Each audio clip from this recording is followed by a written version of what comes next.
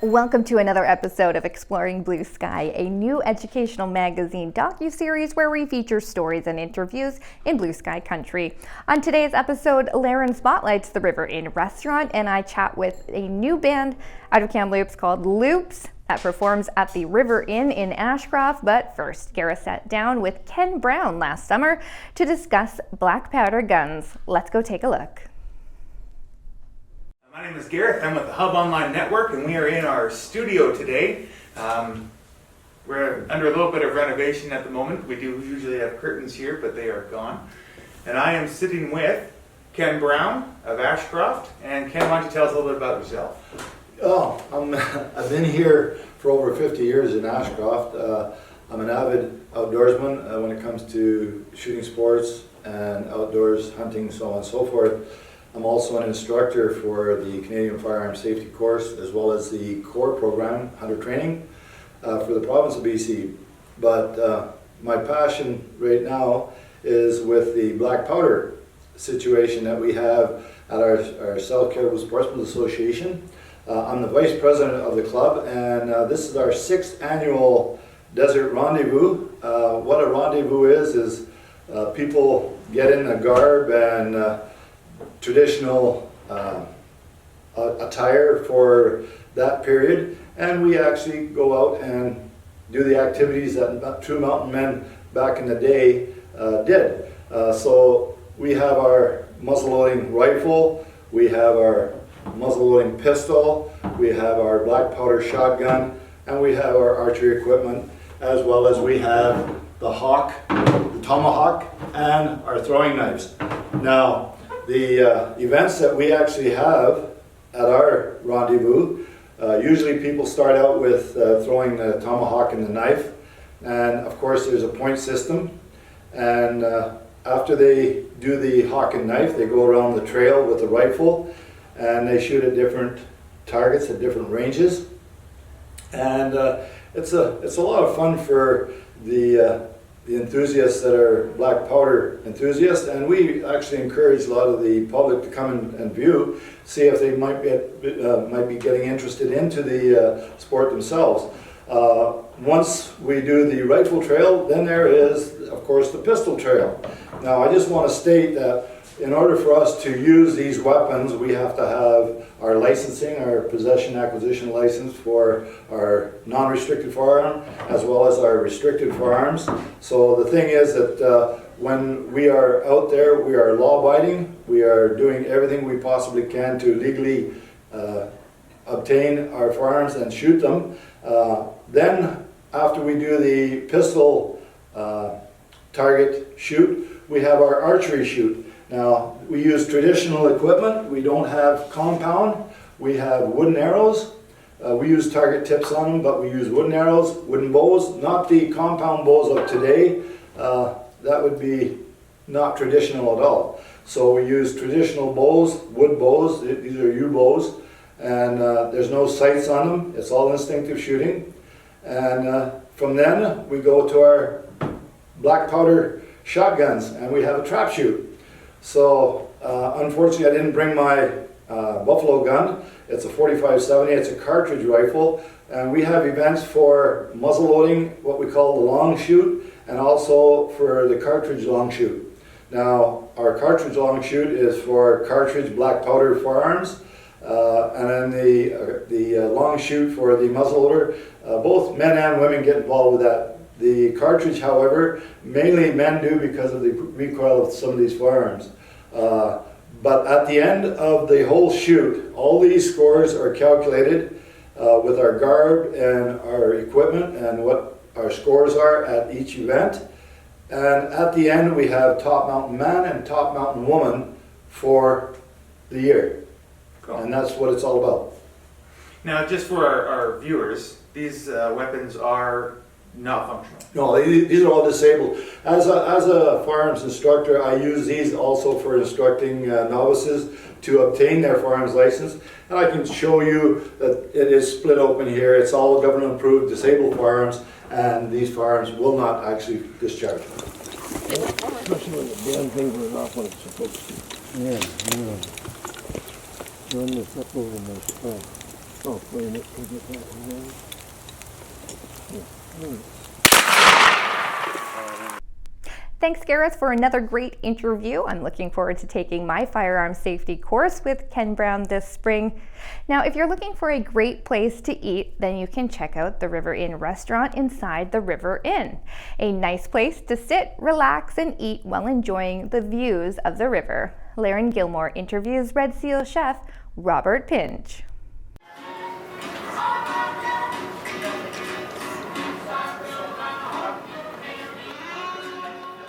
I've been a Red Seal since I was 22. 22. And tell me a little bit about your training and background.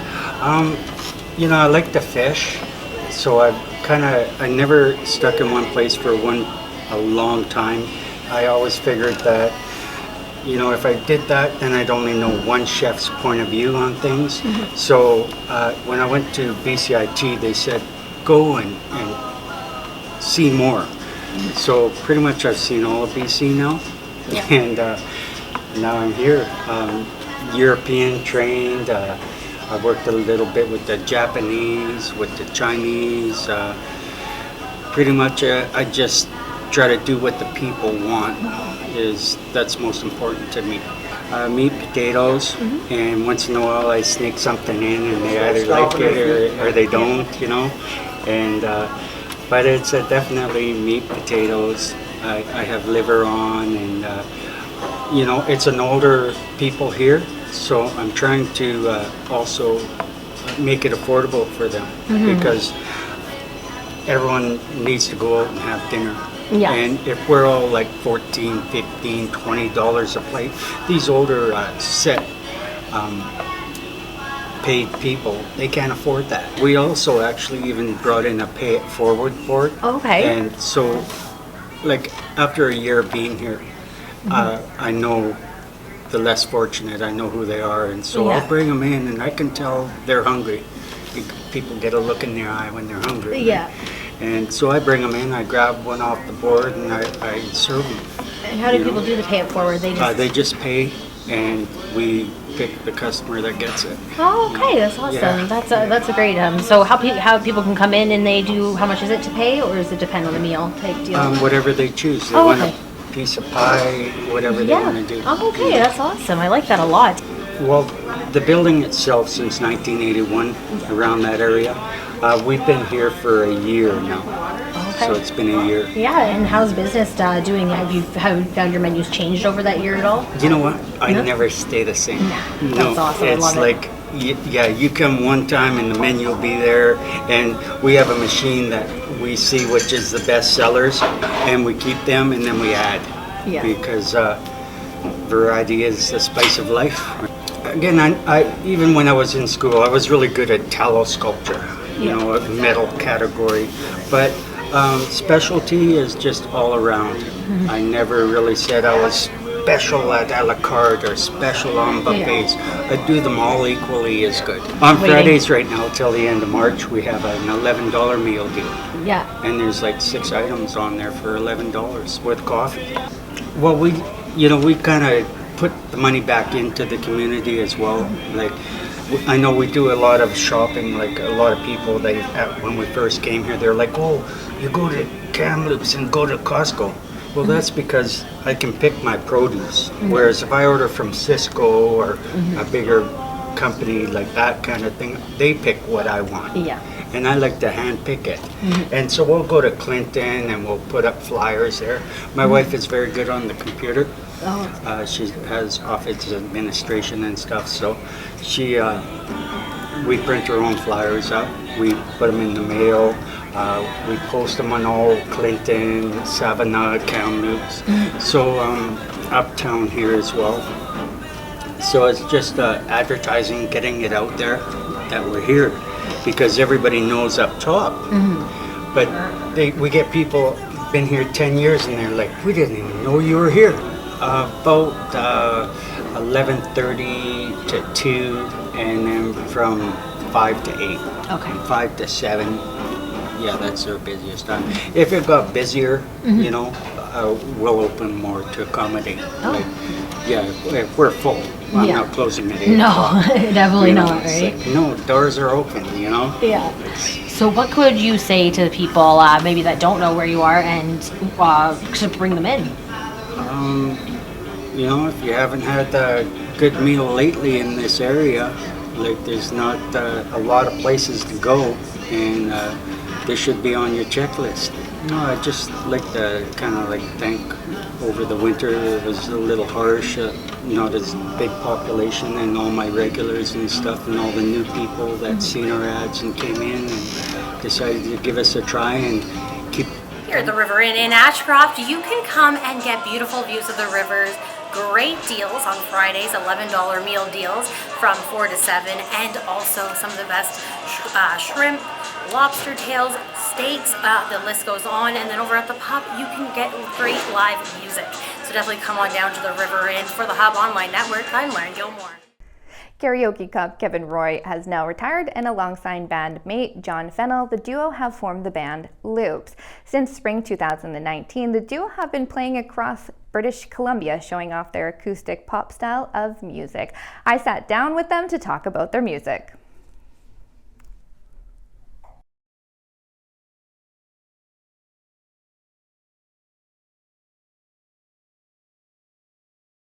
Good afternoon, I'm Dana Foster, and you're watching another episode of Exploring Blue Sky. And today we're joined with Kevin and John, who are performing here in Ashcroft this weekend, but also they're going to be continuing to perform here locally. And we brought them into the studio to chat with them, to learn everything about them. So tell us how you guys first met. Well, we both have been in bands and played music over the years.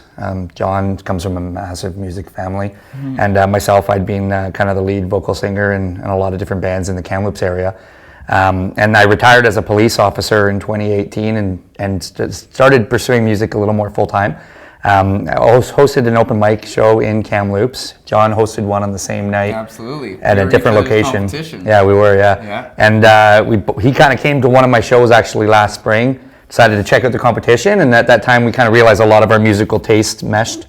We started playing together, playing some shows just as the two of us, and then it was in the fall that we decided to pursue this full time and called ourselves Loops, came up with the name, and Convenient. yeah, It took actually a really long time to come up with that name. a lot longer than it should have, yeah. A lot longer than it should have anyway. There's a lot of Loops sort of spin-offs. There is, yeah. There's a lot of things, of nothing new about meanings. music though. So there's a lot of like Fruit in the Loops and things like that, and a lot of different pages on Facebook that are Loops centric, but no band had ever kind of taken the name. And with us, it actually has multiple meanings to it as well, because we use loop pedals. We're heavily influenced by like Ed Sheeran and the modern kind of singer-songwriter that does it all by themselves. Yeah. So they use loop pedals to kind of create like multiple layers of a sound right in front of an audience. So we were really inspired by doing that, and because we use loops and we're from Kamloops, then that kind of is where the name came. It just kind of made sense. So since you guys have been together working and performing, what have you learned from each other? I'll start with you. What have we learned from each other? What's the biggest thing you've learned from my working together and performing My together? biggest takeaway that I have taken from working with Kevin has been his songwriting ability. So we started playing these songs that I had written before and some songs that he had written before, but since we've come together as a group, we actually write a number of songs. I think that we've written 20 since the start of 2020. Yeah. And his ability just to come up with lyrics on the fly and ability to come up with really inspirational ideas and musical riffs and different collaborative ideas, that has really been the strongest thing that I've seen in you, personally. Well, thanks. And yeah, for me, myself, I'd say just, I'm older than John. I was an RCMP member for 10 years before I retired medically last year. And for me, I kind of thought my time had kind of passed. So the biggest thing by far that I've taken from John and drawn from him is just that youthful energy, to be honest. Like that, just that pure, we're going to be successful at this and we're not going to settle for anything less than just going right for the top. Like our intentions isn't just to be a lifelong cover band. Like we play covers when we do our shows, but we always put our spin on it. And I had always been in bands where I just tried to do the karaoke version of a song as much as possible. Do it the same as it had always been done. John is so just musically inclined, and he sees things on a different level than most other artists, and he can take a song and make it completely original and make it while still honoring the original tone and feel of the song that we're trying to do. And that's a real hard thing to do as an artist, and I've drawn a lot from that from him, and it kind of has made it mesh well with the originals and then the covers that are still kind of our own version of them. It wouldn't be possible if I wasn't working with him. So you did start at an older age, but most people kind of think like, you start when you're younger and start a big career when you're younger. Was it intimidating being a bit older to start your career at an older age to be a professional full-time musician? Yeah, a little bit. And actually, I got to give credit to the guy on my left here, just because he was the one that helped me see that my story is still unique enough that it's not a hindrance, it's a positive. So for a lot of people, I did a lot of music when I was in my early 20s. I was on the radio in Ontario. I was in an R&B group, and yeah, I had a few radios. I had a few radio singles, and I had moderate success in London, Ontario. Yeah, yeah, and it was only once I retired that I kind of was like, I need to do this. Like, I need to find that passion, and I have a 7-year-old son, and I wanted to show him at least. You only have one life, right? Yeah. So to pursue it to your absolute fullest and do everything you can to pursue those dreams. And if you fail, then at least you haven't really failed because you've at least tried, right? And yeah, I was openly nervous about it at the beginning. I was like, everyone's just gonna think I'm like, you know, like your old big brother or something, like this old dude slowing you down. Really? And no, not at all. And he's like, you know what, man? Like, you have a story. It's not gonna come up. And if people can't see the talent first, and they see just our age difference, then the story explains itself. It's like, you know, you gave up doing a career as music to pursue something really noble and be a police officer for the government, for the country, to protect everybody. And when that didn't work out through circumstances that weren't out of my control, then now I'm pursuing my passion again. The story itself kind of transcends the fact that I'm a little bit older than the average person. And there hasn't really been a backlash from that as well, just going off of that. There hasn't been a situation. Kind of feeling a little bit uncomfortable? I definitely did at the beginning, for sure. Yeah, I was very apprehensive about it. Into it, you know, the past couple months for sure as well. Oh, okay. Yeah, and then now it's literally we are what we are. We're Loops, and I forget sometimes just because we're like brothers at this point, and we have a really close relationship, and makes it a little bit easier in that regards as well. I think also too, the fact that you made the decision to leave the RCMP was noble too, because you felt like that you just weren't in that place anymore. Can you kind of take us through that and what had happened, and was it sort of the catalyst that launched you back into your music career? Yeah, as is unfortunately a lot of the cases nowadays, I developed PTSD due to some pretty severe instances I dealt with in the RCMP early in my career. And I actually spoke about it very recently on our Instagram page, @official_loops. Bell Media. I did, yeah, the Bell Let's Talk Day, yeah. And it was hard to discuss at first, but talking about it, it was incredibly cathartic. It was really nice to really share my story, get it out there. And I went through that, and I tried for the last couple of years of my career to reconcile it and find a way to keep going forward, because I just thought to myself I was going to be a police officer till I was old gray man, or until I died doing the job. Like, it's a reality of what you sign up for. And like I said, I mean, I have a 7-year-old son, and more it was harder to be able to go to work and just put on that uniform without that kind of that energy and that passion. And the PTSD was weighing me down like an anchor. And it got to the point where they were able to give me a job down on the Lower Mainland, but I wouldn't be able to be around my son ever. And I wasn't willing to do that. And then at that point, it was kind of like a gut check time. It was like, what's really going to kind of make me the best dad possible? And that was when I decided to take the medical retirement that was offered to me. And yeah. And then, were you suffering with actual attacks, or was it more depression and the depressive thoughts? It was a combination of the two. Like, I would have panic attacks when I would be in between calls. Never on a call for some reason. I was always able to kind of stay calm in situations and be good when I was doing the job. But if I was in between calls, I was always having like massive anxiety attacks and panic attacks in my police car. And I'd be sitting there literally in my police car and waiting for the next call to come through on a radio, because I was general duty, so basic 911 calls.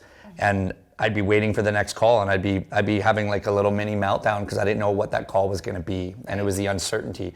When I'd get on the call, it could be something super like intense, like someone's dying, or a suicidal call, or something that's really high stress, and I would there was something would kind of wash over me and I'd calm down and I'd kind of, now I had something to focus on, so I would focus on helping that person. Yeah. But it was when I'd be back into the situation where I'm in my car alone. And it kind of gives you a little bit of insight because you don't hear this very often. No, but police officers are normal people. Like they go home and, you know, they go to the grocery store just like you, and, you know, and they put their shoes on one shoe at a time. And it's hard to realize sometimes that, you know, that cop that you just got a ticket from, I mean, he might have been having an anxiety attack 20 minutes ago in his car. You don't know what's going on with someone else. I feel like sometimes too with people that have mental illness and struggles or PTSD, there's a bit of a block that stops them from getting the help. They'll just continue working. Oh, yeah. Continue being in that place of suffering and not asking for the help. But you made the decision to stop working to get the help.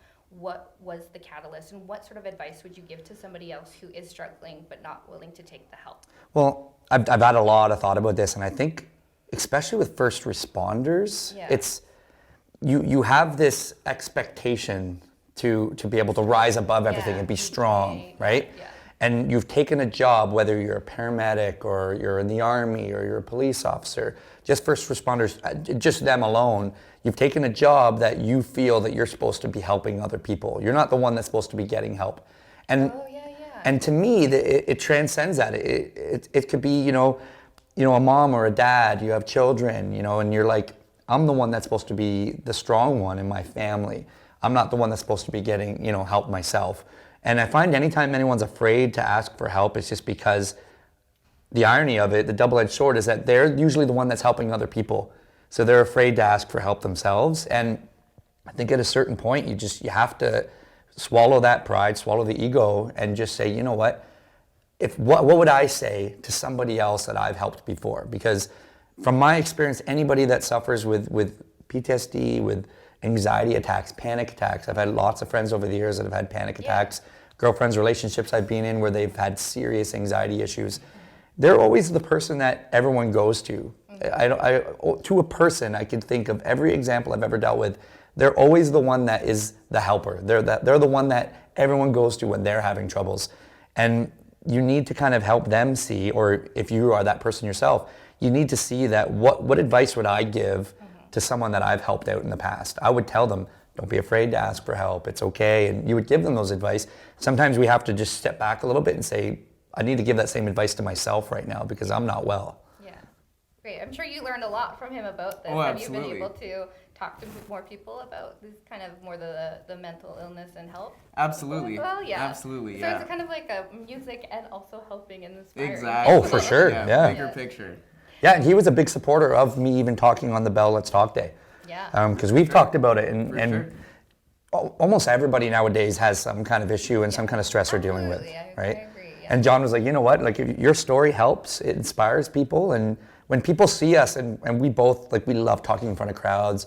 Like we said, we started at hosting open mic nights. Like, the more, we've always prided ourselves on the fact that if we were to, perform in front of 3 people, we would probably be more nervous, the two of us, than if we're performing in front of 300. Yeah. The more people there is, the more calm we are. And people think that means that we're impervious to nerves or stress. And it's like, well, no, it hits everybody in a different way. Me too.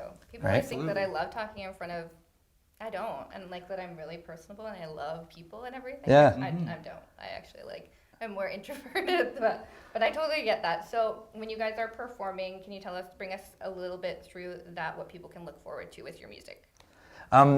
Personally, for music, how would you describe it? I don't even know. Well, our originals, that's to your point about how it's bigger than just the music itself. We really try to convey that in the lyrics of the original songs that we do. So we take songs like our favorite song that we just had come out as our second single at the start of the year is called One More Story. And it's a song about being with a loved one right as they're in their last kind of few minutes or few hours before they pass away.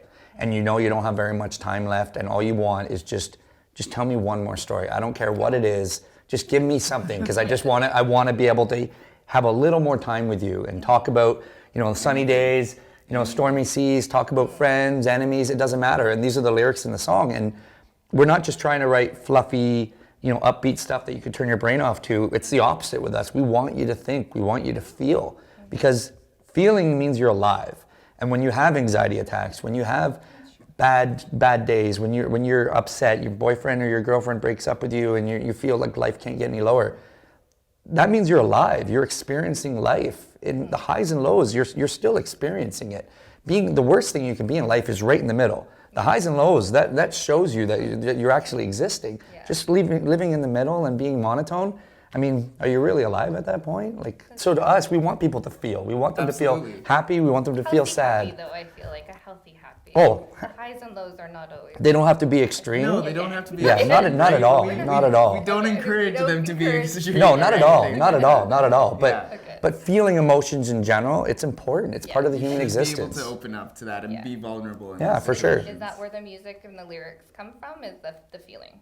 Yeah. It always comes with the feeling. Do you both write, or you write together, or do you write and then how's that work? A lot of different ways that we've written songs. The first one that we did was off of a movie that we were watching, and then I went downstairs at 11:30 p.m. and started writing a song on the guitar, and then I showed it to him the next day, and then he's like, you know what, I've got a great idea, and that's how we wrote That Won't Do. Yeah. And then with One More Story, I figured out a little riff on the piano and added strings and added guitar and bass and so many different things to this, and then Kevin's like, hey, that's a great idea, I'm gonna write a total song to that. And then 3 days later he came back and he's like, hey, let's scrap everything that he just did and now just do it as a piano song with just the vocals. And it's my favorite version that we have of that song. Yeah, usually it's John's like the instrumentalist. I'll come up with some melodies for songs, but usually it kind of works out that like we wrote one literally just half a song yesterday, just in the afternoon on a total, just on a whim, because I'll get like a melody of an actual lyric in my head, and then I convey it, and then we kind of, I'm not musically trained like classically where John is. I'm like, keep thinking, I had no idea that you were a musician before. Yeah. I just saw you as like, oh. Yeah, and John, he basically, he can kind of speak my language though, in a weird way, if that makes sense. So he can translate. So I'll sing the notes to him, and I'll just sing them, and he can sit there and listen to that and put it on piano or put it on guitar, and then now we now have the basis for what we have. The best versions I think of our songs though are just where he comes up with a melody, he comes up with music, I write to it. He writes to it, together we kind of form it, and then we just flesh it out together. It usually starts. It's out of the emotion that one of us are drawn to from that riff or something like that. You're like, you know what, this really inspires me to feel like I want to write a really upbeat song about somebody getting through a tough time, or I want to write a super deeply personal song or something like that, but not convey the personal message in the song, right? So it's more universal. Yeah, right. And now you guys also have merchandise as well, so they can purchase merchandise from where? We're right in the midst right now of doing an online store, but on our Instagram, we've put in a couple orders already of like dozens of pieces of merchandise for multiple people. The last one we did, we had 14 different orders that were put through on our last merch order a couple weeks ago. So, and that's again at our Instagram, the @official_loops. And if people just DM us whatever they're looking for. We have sweaters. John's wearing one right now, a hoodie. We have shirts, we have hats, all with our logo, the Loops logo. Trucker hats. We do, yep. We have trucker hats. Pardon me? Coffee mug? Not yet. Not but yet. That's a great idea, We also actually. plan next time that we're in Ashcroft, we'll be bringing some with us as well. So if you come up to one of the shows, then we will also have merchandise like t-shirts, possibly some sweaters. Most definitely we'll have hats. Yeah, and they're not expensive, like And 25 mugs, bucks. Yep, mugs. Mugs now for sure. I like coffee mugs. All right, thank you so much. We're going to take a look at their performance right now. All right, so again, for everybody out there, we are Loops. My name is Kevin Roy, this is John Fennell. And if you do have Instagram, please follow us on official_loops. And this is one of our originals. We're really proud of this one. It's called One More Story. You can find it on all music streaming devices right now if you like it. I'll just give a little context for the song. It's I wrote this actually for my dad, who got to spend the last few days with his dad, my granddad, before he passed away. And he got to hear a lot of his stories and experiences, and you always wish you have a little more time than you really end up having. So that's the point of this song.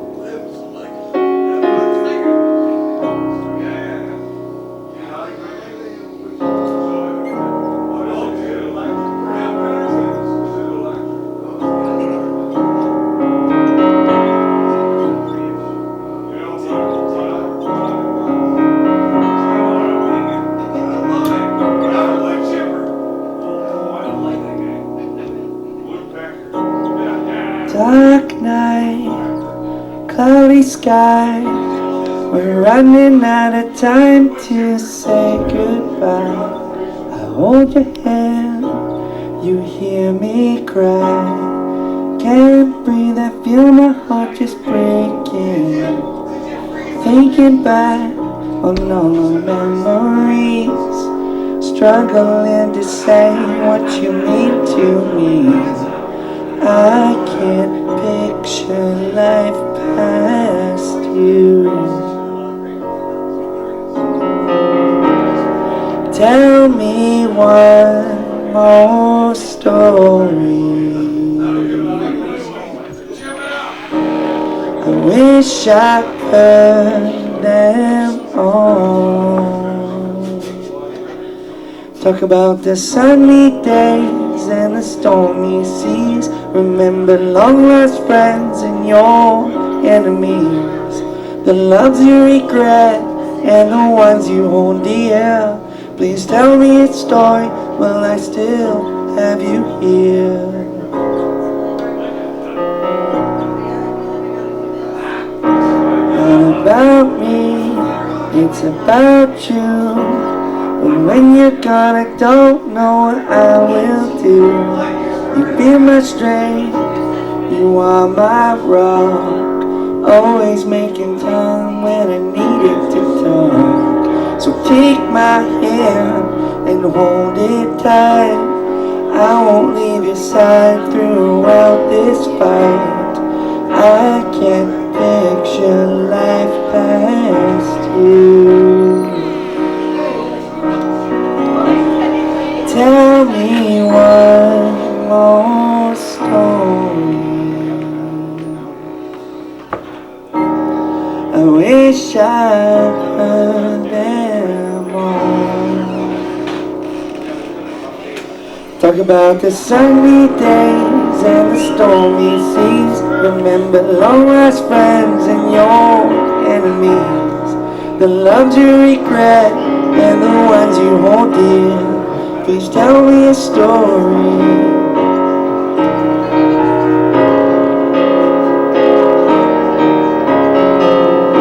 It's almost time, it's almost time.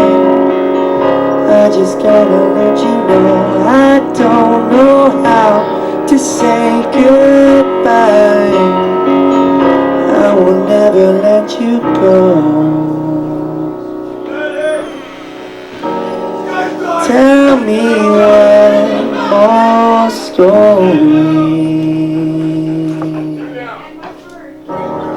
I wish I heard them all. Talk about the sunny days, stormy seas, long lost friends, enemies, loves you regret, ones you hold dear. Tell me a story. Talk about the sunny days and the stormy seas. Remember long lost friends and your enemies. The loves you regret and the ones you hold dear. Just tell me a story, will I still have you here? Tell me one more story.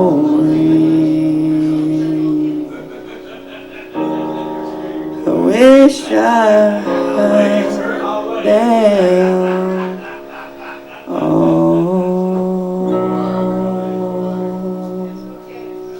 Check out our community calendar to find out when the band is in town next. That's it for our show today. Stay tuned next week as we feature more great stories and interviews from our local communities on Exploring Blue Sky.